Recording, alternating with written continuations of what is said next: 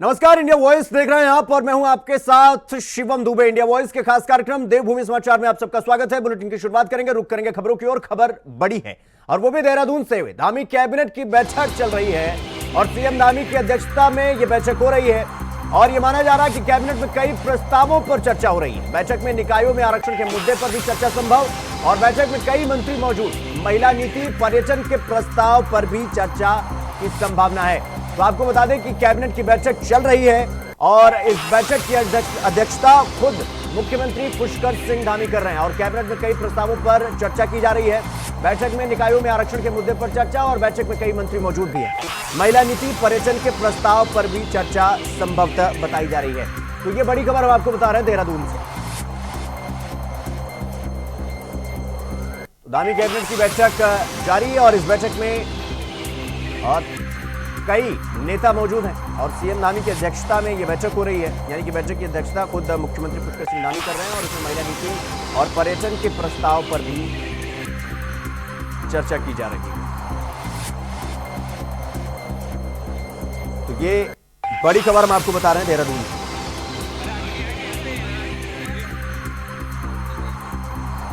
तो इस खबर पर हमारे साथ हमारे सहयोगी अभय केंतुरा हमारे साथ देहरादून से लाइव जुड़ गए हैं। अभय, जिस तरीके से कैबिनेट की बैठक चल रही है और इसकी अध्यक्षता खुद मुख्यमंत्री पुष्कर सिंह धामी कर रहे हैं, क्या कुछ इस बैठक में प्रस्ताव रखे गए हैं? किन प्रस्तावों पर मुहर लग सकती है? इसको लेकर क्या कुछ जानकारी की अपडेट आपके पास? जी बिल्कुल, मुख्यमंत्री पुष्कर सिंह धामी की अध्यक्षता में कैबिनेट बैठक हो रही है। सचिवालय में दोपहर 12:30 बजे से कैबिनेट बैठक शुरू हुई थी। सबसे बड़ी बात यह है कि आज की बैठक लंबी चलने की संभावना है यहाँ पर, क्योंकि बहुत दिनों बाद ये बैठक यहाँ पर हो रही है। और ये कह सकते हैं कि आज की बैठक में जो कैबिनेट के सूत्र बता रहे हैं वो यही है कि 2 दर्जन से ज़्यादा बिंदुओं पर इस समय मंथन कैबिनेट की बैठक में चल रहा है। आप ये कह सकते हैं कि जो आरक्षण अध्यादेश को जो कल राजभवन से मंजूरी मिली है उसमें आरक्षण को लेकर भी आज कैबिनेट बैठक में मंथन यहाँ पर हो सकता है कि किस सीटों पर आरक्षण किस प्रकार से रहेगा, कौन सी निकायों में, नगर पालिकाओं में या नगर पंचायतों में आरक्षण का जो फॉर्मूला तय किया गया उसके आधार पर किस सीट को यहाँ पर आरक्षित रखा जा सकता है, जनरल सीट को छोड़ा जा सकता है। उन सब चीज़ों को लेकर भी आज इस कैबिनेट बैठक में मंथन यहाँ पर चल रहा है। इसके अलावा राज्य की पहली योग नीति को भी लेकर आज यहाँ पर कैबिनेट में मंजूरी मिल सकती है। योग की जो नीति है उसमें उत्तराखंड राज्य को किस प्रकार से आगे बढ़ाया जा सकता है योग के क्षेत्र में, उसको लेकर भी आज नीति पर प्रस्ताव हो सकता है। इसके अलावा राज्य महिला नीति को लेकर भी यहाँ पर मंथन चल सकता है। उस पर कैबिनेट की तरफ से निर्णय लिया जा सकता है ताकि राज्य की जो महिलाएं सशक्त बन सकें और उत्तराखंड राज्य की रीढ़ इन महिलाओं को कहा जाता है। पर्वतीय क्षेत्रों में जो महिला समूह इस समय काम कर रहे हैं उनको किस प्रकार से और सशक्त बनाया जा सकता है, उसको लेकर भी यहाँ पर बातचीत हो रही है, मंथन हो रहा है। तो उम्मीद ये की जा सकती है कि आज की इस कैबिनेट बैठक में महिला नीति को लेकर भी सरकार की तरफ से कुछ अहम निर्णय यहाँ पर लिया जा सकता है। इसके अलावा कई विभागों की सेवा नियमावली को लेकर यहाँ पर मंजूरी मिल सकती है जिसमें संशोधन होने की संभावना यहाँ पर है। साथ ही ये कह सकते हैं कि जो विभागों में जो रिक्त पद है उन रिक्त पदों पर भर्तियां निकालने को लेकर भी आज कैबिनेट की तरफ से कुछ निर्देश यहाँ पर दिए जा सकते हैं, कुछ निर्णय यहाँ पर लिए जा सकते हैं ताकि राज्य के जो बेरोजगार युवा हैं उन युवाओं को रोजगार मिल सके और जो भर्ती प्रक्रिया इस समय चल रही है उनको और गति यहाँ पर मिल सके। तो कोशिश यही है, लगातार ये कहा जा सकता है कि आज की इस कैबिनेट बैठक के माध्यम से सरकार भी अपने उन निर्णयों को पुख्ता करना चाहती है ताकि आने वाले दिनों में विकास की जो उपलब्धियों की जो सूची है, जो लिस्ट है, वो और मजबूत यहाँ पर हो सके। जी अब एक तो ये बैठक कितनी लंबी चलने वाली है और दूसरा इस बैठक में कौन कौन से मंत्री बैठे हुए हैं जो चर्चा का हिस्सा बने हुए हैं, और दूसरा ये कि आज जब ये बैठक होगी तो क्या ये माना जाए कि बहुत सारी समस्याएं जिन पर लगातार प्रशासन पर, लगातार सरकार पर सवाल खड़े हो रहे थे और कई ऐसे प्रस्ताव थे जिन पर मुहर लगने की कोशिश थी और इसको लेकर लगातार जद्दोजहद भी देखने को मिल रही थी, क्या उन पर इस बैठक के खत्म होने के बाद विराम लग सकता है? जी बिल्कुल, आज ये कह सकते हैं कि इस कैबिनेट बैठक को लेकर सभी की निगाहें यहाँ पर टिकी हुई है, चाहे राज्य की महिलाएं हों, युवा हों या बेरोजगार संघ हो या फिर राज्य के कर्मचारी वर्ग हों, सभी की निगाहें इस कैबिनेट बैठक पर टिकी हुई है। क्योंकि आज की इस कैबिनेट बैठक में कुछ महत्वपूर्ण निर्णय यहाँ पर लिया जा सकता है। सबसे बड़ा निर्णय ये समझा जा सकता है कि जो राज्य भर में पिछले 1 साल से लगभग जो चर्चा का विषय यहाँ पर रहा है, निकायों का कार्यकाल प्रशासकों के हवाले करना, निकाय चुनाव समय पर ना होना, निकायों के बाद पंचायत चुनाव में देरी होना, जो लगातार चर्चा का विषय रहा, जिसको लेकर विपक्ष की तरफ से कई बार सत्ता पक्ष को घेरने का काम यहाँ पर किया जाता रहा, आरोप लगाने का काम विपक्ष की तरफ से लगातार यहाँ पर हो रहा था, उस पर राजभवन की मंजूरी मिल चुकी है। अध्यादेश लाने के बाद जो निकाय चुनाव का जो रास्ता वो लगभग साफ यहाँ पर हो चुका है। उसको लेकर भी अब ये कह सकते हैं कि आज उसको लेकर भी कैबिनेट पर चर्चा यहाँ पर हो रही है। तो उम्मीद की जा सकती है कि इसी प्रकार से जो दूसरे निर्णय यहाँ पर होंगे, खासतौर पर विभागों से जुड़े हुए जो निर्णय होंगे, जो प्रस्ताव महत्वपूर्ण कहे जा सकते हैं, उनको लेकर भी आज की इस कैबिनेट बैठक में अहम निर्णय यहाँ पर लिया जा सकता है। मुख्यमंत्री पुष्कर सिंह धामी की अध्यक्षता में ये कैबिनेट बैठक हो रही है। कैबिनेट मंत्री सतपाल महाराज इस बैठक में मौजूद हैं, कैबिनेट मंत्री रेखा आर्य इस बैठक में मौजूद हैं, कैबिनेट मंत्री सुबोध उनियाल इस बैठक में मौजूद है। तो ये कहा जा सकता है कि अब से कुछ देर यानी लगभग तीन बजे तक ये कैबिनेट बैठक की चलने की संभावना है और उसके बाद जल्द ही उसकी ब्रीफिंग यहाँ पर होने की संभावना कही जा सकती है। जी ठीक है अभय, आप हमारे साथ बने रहिएगा, हम अगली खबर पर भी आपका रुख करेंगे। तो कैबिनेट में कई प्रस्तावों पर चर्चा है और बैठक खत्म होने के बाद कई अहम निर्णय लिए जा सकते हैं इस बैठक में, ऐसा कहा जा रहा है। फिलहाल बैठक चल रही है, बैठक के बाद ही स्थिति और तस्वीर साफ हो पाएगी। रुक करेंगे अगली खबर की ओर। राज्य में निकाय चुनाव का रास्ता साफ हो गया है। लेफ्टिनेंट जनरल गुरमीत सिंह सेवानिवृत्ति यानी कि सेवा ये दे चुके हैं और उन्होंने सभी निकायों में अन्य पिछड़ा वर्ग ओबीसी को आरक्षण के अध्यादेश को मंजूरी दे दी है। इसके साथ ही निकायों में ओबीसी आरक्षण की अधिकतम 14% सीमा को खत्म करने की बात कही है। सरकार अब आबादी के मुताबिक ओबीसी के लिए निकाय आरक्षण कर सकती है। लिहाजा जिला प्रशासन स्तर पर वार्ड आरक्षण पर सभी राजनीतिक पार्टियों की नजरें टिकी हुई हैं। बीजेपी की प्रदेश प्रवक्ता सुनीता विद्यार्थी ने कहा कि पिछले मानसून सत्र में इस विधेयक को लाया गया था और अब राज्यपाल ने मंजूरी दे दी है। भाजपा नगर निकाय चुनाव के लिए पूरी तरीके से तैयार।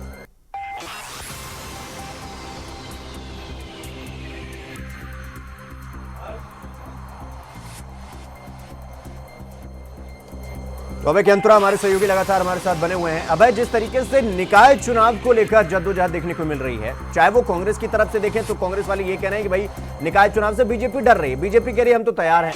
क्या कुछ पूरा मामला है और ये आरक्षण को लेकर, ओबीसी आरक्षण को लेकर क्या कुछ पूरा मामला है, विस्तार से बताइए। बिल्कुल, इसे इस रूप में समझ सकते हैं कि जो निकाय चुनाव को लेकर जो सियासी जो सरगर्मियां हैं वो काफी तेज यहाँ पर हो चुकी है। अब ये कह सकते हैं कि राजभवन से अध्यादेश को मंजूरी यहाँ पर मिल चुकी है, क्योंकि राजभवन के इस अध्यादेश के माध्यम से ही राज्य सरकार प्रदेश में निकाय चुनाव कराने का काम यहाँ पर कर सकती थी। क्योंकि गैरसैंण में जो मानसून सत्र के दौरान जो सरकार की तरफ से यहाँ पर विधेयक लाने का काम किया गया था, निकाय चुनाव से संबंधित हुआ, उस विधेयक को प्रवर समिति के सुपुर्द यहाँ पर कर दिया गया था। क्योंकि सदन के भीतर कई विधायकों ने इस विधेयक को लेकर सवाल यहाँ पर खड़े किए थे, आपत्तियां दर्ज की थी। उसके बाद प्रवर समिति के समूह के आरक्षण का विधेयक यहाँ पर चलाया गया था निकाय चुनाव से संबंधित। उस पर अभी तक अंतिम निर्णय नहीं हो पाया, प्रवर समिति की रिपोर्ट अभी तक नहीं हो पाई, क्योंकि उसमें अभी 2-3 बैठकें यहाँ पर हो चुकी है। अभी लंबा और इस बैठकों के चलने का सिलसिला यहाँ पर हो सकता है। इसलिए सरकार के पास एकमात्र विकल्प यही था कि राजभवन के माध्यम से एक अध्यादेश लाने का काम यहाँ पर किया जाए, जिस अध्यादेश को लाने का काम सरकार की तरफ से कर दिया गया और अब उसे राजभवन की मंजूरी यहाँ पर मिल चुकी है। और अब इस अध्यादेश के लाने के बाद ये कह सकते हैं कि जो आरक्षण का जो फॉर्मूला था, ओबीसी आरक्षण का जो फॉर्मूला था, वो भी यहाँ पर लागू हो चुका है और उसी के आधार पर अब निकाय चुनाव का जो रास्ता है वो यहाँ पर तय हो चुका है। कांग्रेस हो या बीजेपी, दोनों ही इस चुनाव को लेकर अपनी रणनीति यहाँ पर स्पष्ट कर चुके हैं। जीत के दावे उनकी तरफ से किए जा रहे हैं, चाहे भाजपा हो या कांग्रेस, दोनों ही जीत के दावे लगातार यहाँ पर कर रहे हैं और अपनी अपनी चीज़ों को लेकर मजबूती के साथ अपना पक्ष रखने का काम यहाँ पर कर रहे हैं। तब देखना यही है कि जैसे ही निकाय चुनाव की तारीखों का ऐलान होता है, हार जीत का फैसला उसके बाद यहाँ पर होगा। लेकिन आरक्षण बहुत कुछ चीज़ें यहाँ पर निर्भर करता हुआ भी नजर आएगा। जैसे ही आरक्षण लागू हो जाएगा तो फिर समझा जा सकता है कि पूरी तरीके से स्थितियाँ साफ होंगी, किस सीट पर मुकाबला किस किस के बीच में यहाँ पर नजर आएगा। जी अब ये जो ओबीसी आरक्षण की अधिकतम जो सीमा थी 14%, उसे खत्म करने की बात कही जा रही है, वो क्यों? और सरकार जो आबादी के मुताबिक ओबीसी के लिए निकाय आरक्षण कर सकती है, वो क्यों? इन दोनों चीजों को थोड़ा स्पष्ट करिए तो चीजें अपनी जो ये पूरा कंफ्यूजन है वो तस्वीर अपने आप साफ हो जाएगी। देखिए, सीधे तौर पर ये कहा जा सकता है कि राजभवन से जिस अध्यादेश को मंजूरी यहाँ पर मिली है निकायों में आरक्षण संबंधी अध्यादेश को, उसमें साफ तौर पर ये कहा जा सकता है कि पहले जो 14% तक की सीमा यहाँ पर रखी गई थी, यानी किसी भी निकाय में जो आरक्षण का जो लागू होने का जो फॉर्मूला होता था उसकी जनसंख्या के आधार पर होता था। जाति वर्ग विशेष की जो जनसंख्या होती थी उसके आधार पर आरक्षण को तय किया जाता था। उसमें कहा जा सकता था कि पूर्व में जो आरक्षण यहाँ पर लागू था उसमें 14% ओबीसी को रखने का काम यहाँ पर किया जाता है, यानी जिन सीटों पर ओबीसी के मतदाता ज्यादा हैं, 14% या उससे ज्यादा मतदाता हैं, वहां पर आरक्षण, उस सीट को आरक्षित करने का काम सरकार की तरफ से यहाँ पर किया जाता था। लेकिन अब उसकी जो बंदिश है, यानी इस अध्यादेश को लाने के बाद ये कह सकता है कि 14% की जो समय सीमा थी उसको समाप्त करने का काम यहाँ पर कर दिया जाएगा और उसके बाद जो जनसंख्या होगी उसके आधार पर जो फॉर्मूला कह सकते हैं कि जो सरकार की तरफ से तय किया जाएगा, आयोग जो उसका फॉर्मूले को रखेगा, उसके बाद ही आरक्षण को लागू करने का काम यहाँ पर किया जाएगा। और उसमें कहा जा सकता है कि जिलों में खासतौर पर जो नगर निगम है, नगर निगमों में एक काम जिलाधिकारी के द्वारा यहाँ पर किया जाएगा, क्योंकि वही ये कह सकते हैं कि रिटर्निंग ऑफिसर यहाँ पर होता है, उन्हें पूरे जनपद की जानकारी होती है और उनके द्वारा ही इन सब चीज़ों को लेकर उस आरक्षण को लागू करने का काम यहाँ पर किया जाएगा। उस आरक्षण को लागू होते ही उन आरक्षणों पर आपत्ति मांगी जाएगी और आपत्ति के बाद अगर उनका निस्तारण समयबद्ध यहाँ पर हो जाता है तो फिर समझा जा सकता है कि उस सीट पर जो आरक्षण होगा वो उसके आधार पर तय होगा। तो ये कह सकते हैं कि अध्यादेश आने के बाद जो 14% तक की जो समय सीमा थी उसको समाप्त करने का काम यहाँ पर सरकार की तरफ से कर दिया गया है। जी अभय, निकाय चुनाव को लेकर जिस तरीके से हम बीजेपी वर्सेस कांग्रेस की लड़ाई देख रहे हैं, आरोप प्रत्यारोप देख रहे हैं, इधर से वार तो उधर पलटवार देख रहे हैं, ये निकाय चुनाव संभवतः कब तक कराया जा सकता है? इसको लेकर क्या कुछ तैयारी अभी तक की जा चुकी है और क्या कुछ तैयारी होनी बाकी है, जिसको लेकर कांग्रेस लगातार बीजेपी पर अटैक कर रही है? देखिए, अभी ये कहा जा सकता है कि जिस प्रकार से राजभवन की तरफ से इस अध्यादेश को मंजूरी मिली है, तो ऐसे में निकाय चुनाव कराने का जो रास्ता वो तो साफ यहाँ पर हो चुका है। लेकिन अभी भी कुछ इस तरीके की आपत्तियां यहाँ पर ये कह सकते हैं कि जो तकनीकी जो पहलू है वो सबसे ज़्यादा यहाँ पर परेशान करने वाले कहे जा सकते हैं, क्योंकि अगर आरक्षण लागू होता है तो आरक्षण के बाद आपत्तियां जरूर यहाँ पर मांगी जाएंगी। अगर उन आपत्तियों का निस्तारण समयबद्ध तरीके से होता है तब तो चीज़ें सही तरीके से निपट सकती है। लेकिन अगर किसी आपत्ति पर किसी व्यक्ति की तरफ से हाईकोर्ट में या कोर्ट की शरण यहाँ पर ली जाती है तो फिर उस आरक्षण को लेकर विवाद खड़ा जरूर यहाँ पर हो सकता है। ऐसे में कहा जा सकता है कि चुनाव कराने का रास्ता तो तय हो चुका है, लेकिन अभी तिथियों को स्पष्ट करना सरकार के लिए बड़ा चुनौती यहाँ पर हो सकता है। और जो राजनीति के जो जानकार हैं, जो विशेषज्ञ हैं चुनाव के, वो इन सब चीज़ों को बखूबी जानते हैं, इसीलिए उनकी तरफ से कहा जा रहा है कि जनवरी में निकाय चुनाव जा सकते हैं अगर सभी चीज़ें सकुशल संपन्न यहाँ पर हो जाती है आरक्षण लागू करने के विषय में। लेकिन अगर आपत्तियां ज़्यादा यहाँ पर आती है, आरक्षण को संबंधित अगर कोई आपत्तियां ज़्यादा यहाँ पर आती है तो फिर ये समझा जा सकता है कि अभी निकाय चुनाव कराना संभव नहीं हो पाएगा। ये उसका और समय यहाँ पर लग सकता है, जिसको लेकर विपक्ष अपनी आसक्ति भी जाहिर कर रहा है। और यही वजह है कि सियासत भी तेज हो रही है। बहुत बहुत धन्यवाद आपका हमसे जुड़ने के लिए और हमारे साथ जानकारी साझा करने के लिए। तो बीजेपी ने ये जानकारी दी है, निकाय चुनाव को लेकर तैयारी लगभग पूरी हो चुकी है, बस कोई टेक्निकल इसमें वो टर्म्स एंड कंडीशन ना लग जाए, अदरवाइज जल्द ही निकाय चुनाव की डेट का ऐलान हो सकता है और निकाय चुनाव का रास्ता साफ हो जाए। बिल्कुल, देखिए पिछले मानसून सत्र में जो है सरकार द्वारा ये विधेयक लाया गया था और अब राज्यपाल महोदय जी के वहां से हम लोगों को इस विधेयक में मंजूरी मिल गई है, जिसमें ओबीसी आरक्षण जो तय सीमा तक 14% देने की बात हुई थी उसमें हुआ है। और अब नगर निकाय चुनाव जो है उसकी तैयारियां पूरी कर ली गई हैं और आरक्षण का जो एक मुद्दा काफी टाइम से पेंडिंग था उसको पूरा कर लिया गया है और आने वाले समय में इसमें आगे निर्देश मिल सकते हैं। और हमारी तरफ से नगर निकाय चुनाव की पूरी तैयारियां हैं और जिस प्रकार से अभी जो आरक्षण का है, जिसमें मेयर पद में 2 सीटें और नगर पालिका में 13 और नगर पंचायतों में भी 14-15 के जो सीटें हैं वो आरक्षित होंगी। तो फिलहाल यहां पर रुकेंगे एक छोटे से ब्रेक के लिए, खबरों का सिलसिला जारी है, फौरन लौट रहा है। तो ब्रेक के बाद एक बार फिर आप सबका स्वागत है मेरे साथ। रुक करेंगे अगली खबर की ओर। मुख्यमंत्री पुष्कर सिंह धामी ने मंगलवार को देर रात देहरादून के आईएसबीटी ट्रांसपोर्ट नगर और लाल पुल के आसपास जरूरतमंद यात्रियों को कंबल बांटे। उन्होंने लोगों का हालचाल जाना, इसके साथ ही अधिकारियों को जरूरी दिशा निर्देश भी दिए। मुख्यमंत्री ने देर रात अधिकारियों के साथ अलाव और रैन बसेरों का जायजा लिया। उन्होंने बेसहारा लोगों का हालचाल जाना, साथ ही खुद अपने हाथों से भी कंबल बांटे। मुख्यमंत्री के साथ जिलाधिकारी समीन बंसल और सूचना महानिदेशक बंशीधर तिवारी और एसएसपी अजय सिंह भी मौजूद रहे। आपदा प्रबंधन विभाग के द्वारा पूर्व में भी निर्देशित किया गया और माननीय मुख्यमंत्री ने भी निर्देश दिए हैं कि चूंकि बारिश हुई है, बर्फबारी और ठंड बढ़ गई है, तो जो रैन बसेरे उनको ठीक किया जाए, अलाव जलाया जाए और कंबल वितरण जरूरतमंद है तो उनको किया जाए। उसी के तहत माननीय मुख्यमंत्री जी द्वारा कंबल वितरण किया गया है। तो वहीं प्रदेश में शीतकालीन यात्रा शुरू हो चुकी है। शीतकालीन यात्रा की शुरुआत ऊखीमठ के ओंकारेश्वर मंदिर से मुख्यमंत्री पुष्कर सिंह धामी ने की। और आपको बता दें ओंकारेश्वर मंदिर भगवान केदारनाथ का शीतकालीन पड़ाव स्थल है, जहां पर आगामी 6 महीने बाबा केदार की पूजा अर्चना की जाती है। सीएम ने अपने संदेश में कहा कि यात्रा के लिए ये उचित समय है। इस शीतकालीन यात्रा में उत्तराखंड के छिपे हुए खूबसूरत स्थलों का आनंद लें और प्रकृति की शांति और सौंदर्य का अनुभव करें।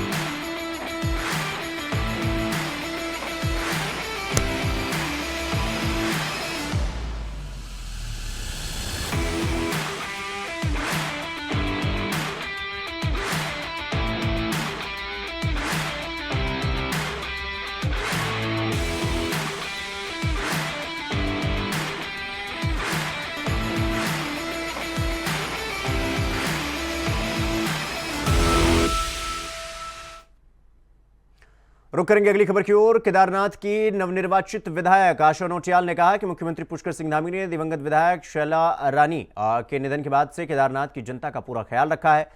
नवनिर्वाचित विधायक ने कहा कि उनका कार्य है कि जो घोषणाएं सीएम ने केदारनाथ के लिए की, उन सभी घोषणाओं को समय रहते पूरा कर सकें।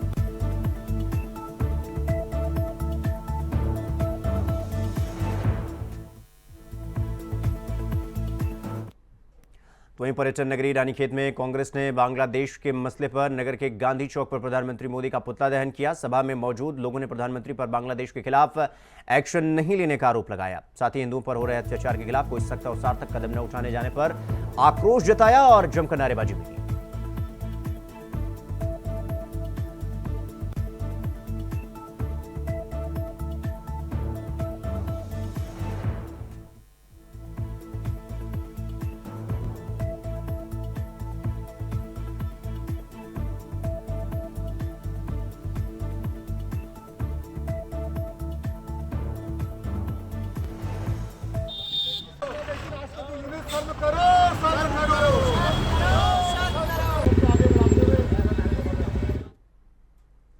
तो पर्यटन नगरी रानीखेत में हिंदू संगठनों ने मिलकर बांग्लादेश के खिलाफ जन आक्रोश रैली निकाली, जिसमें क्षेत्र के विधायक डॉक्टर प्रमोद नैनवाल सहित बीजेपी के कई नेता शामिल हुए।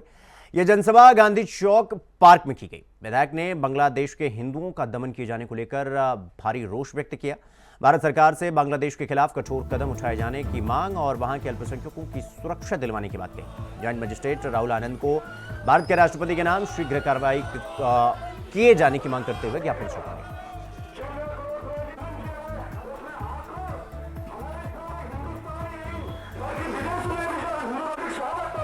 बांग्लादेश के खिलाफ जन आक्रोश रैली निकाली गई, जिसमें यह कहा गया कि बांग्लादेश में जो हिंदू रह रहे हैं उनके साथ जिस तरीके से बर्बरतापूर्ण रवैया बांग्लादेश की सरकार की तरफ से किया जा रहा है, उसकी उन लोगों की यानी कि हिंदुओं की रक्षा के लिए सरकार जल्द से जल्द कोई ठोस कदम उठाए, उनकी सुरक्षा सुनिश्चित की जाए और इसी को लेकर उनके ऊपर यानी कि बांग्लादेशी हिंदुओं के ऊपर जो दमन हो रहा है उसको लेकर जन आक्रोश रैली निकाली।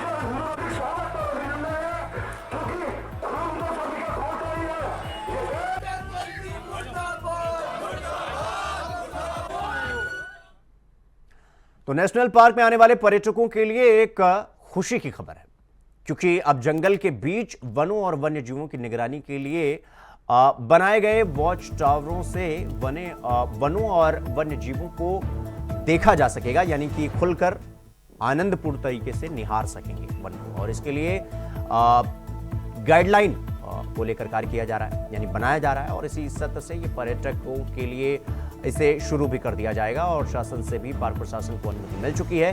निदेशक डॉक्टर साकेत बडोला ने बताया कि वॉच टावरों को गाइडलाइन के अनुसार शुरू किया जा रहा है, जिन पर चलकर पर्यटक जंगल और वन्य जीवों का शांत माहौल में पर्यटक लुत्फ उठा सकेंगे। ये बेहद जो है खुशखबरी है हम लोगों के लिए और खासतौर से पर्यटकों के लिए, क्योंकि वॉच टावर पर जाना एक अलग अनुभव होता है और वहाँ से नजरिया बदल जाता है जंगल को देखने का। और इनका जो पूर्व में था लोगों को जाने की इस पर अनुमति होती थी, फिर उसके बाद एक दुर्घटना के कारण ये बंद कर दिया गया था और हमें काफी समय से इस पर मांग उठा रहे थे विभाग से कि भाई वो वॉच टावर पुनः पर्यटकों के लिए खोले जाएं। और मुझे लगता है कि इससे जो आने वाले पर्यटक हैं वो एक अलग दृष्टिकोण से जो है जंगल को देख पाएंगे। इसका स्वागत किया जाना चाहिए। जो 4 दिसंबर को देहरादून पुलिस लाइन में कांग्रेसी कार्यकर्ताओं और मीडिया कर्मियों के बीच हुई तीखी नोकझोंक को लेकर आज कांग्रेस के प्रतिनिधिमंडल यानी डेलीगेशन ने पुलिस महानिदेशक दीपम सेठ से मुलाकात की और ज्ञापन देते हुए जांच की मांग की। कांग्रेस के प्रदेश उपाध्यक्ष मथुरादत्त जोशी भी मौजूद रहे इस दौरान और जानकारी देते हुए उन्होंने बताया कि पुलिस के अधिकारियों और कर्मचारियों के मिसकम्युनिकेशन यानी बातचीत के अंतर के अभाव के कारण यह पूरा विवाद हुआ और उसमें अभी तक पुलिस के उच्च अधिकारियों द्वारा कोई कार्रवाई नहीं की गई।